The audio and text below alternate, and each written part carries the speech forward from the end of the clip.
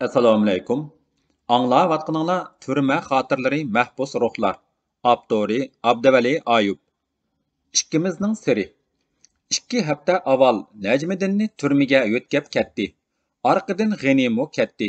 Kamirda hurkirab yuradigan Majuning uni o'chib, G'ami qancha yil kesilishda qolgan edi. Kamirdikilarning ichiga yana o't ketdi.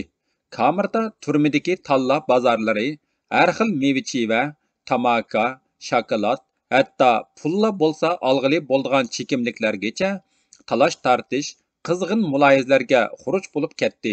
Hamma turmaga oldiraydi. Mendin inglizcha o'rganayotgan Xay Xiaoyang turmaning gapi chiqsala bo'shab ketadi. Hozir o'rganganni turmada davom qilolmasa, tashlanib qilishidan g'am yeydi. Xudoga shukri, u mu hal bo'ldi. Turmalarda o'zligidan o'rganib, maxsus kurs va to'liq kurslarning diplomini olg'ili bo'lar ekan. Bu uningga xush xabar bo'lgan bilan Hojakbar uchun shum xabar bo'ldi. Chunki siyosiy mahbuslar undaq fursatdan mahrum ekan. Hojakbar amdila 20 ga kirgan Toshqo'rg'onlik Uyg'ur bola edi. Ikkimizning orasida hech kim bilmaydigan bir sir bor edi. U tushda hamma mahbus uxlab qolganda Xay Xiaoyangning daftarini elib, men yezib bergan tekstlarni yo'shirin yodlaydi. Ondan har kechda uxlashdan burun yon tarafimdagi xalada o'ltirgan bo'lib, ta'tur qarab o'rgangan tekstlarni yodlab beradi.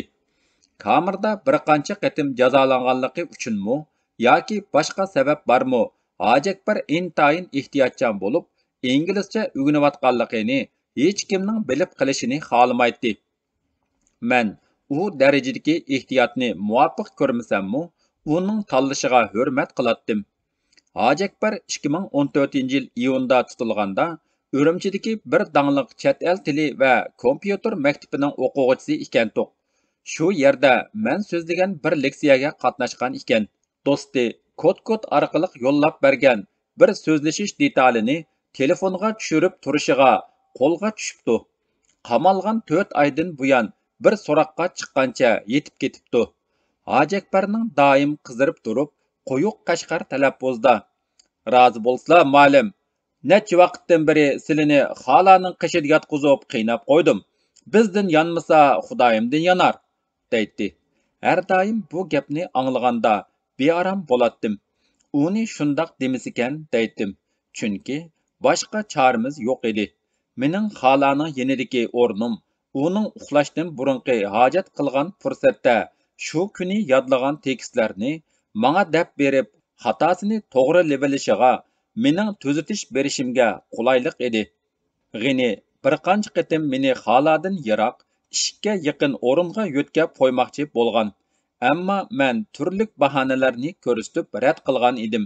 Kamirda mening izchil hech kim yetishni xohlamaydigan yerda yetishimni mazoq qiladiganlar ko'p edi. Ular uchunmi mening hamma odam qochadigan, suydik chacharaydigan shu o'rindan qochmasligim yeshilmay qolgan bir sir edi.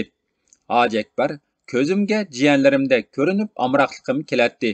U tasavvurdan halqagan darajada aqlliq edi. Men kunduzlik diqqatda o'ltirish vaqtida Xay Xiaoyangga o'rgatganlarimni pagahda o'ltirib anglab, to'liq o'zlashtirib mang'atdi. Uningga shu kuni o'tilgan so'zlashish, anglab tushunish, yezish darslarini qayta o'tishning zaruriyati yo'q edi. Men Xiaoyangga tushdan burun 3 soat qayta o'rgatgan so'z, jumla va tekstlarni Hojakbar tushda bir qancha rad o'qib olsa yetarlik edi.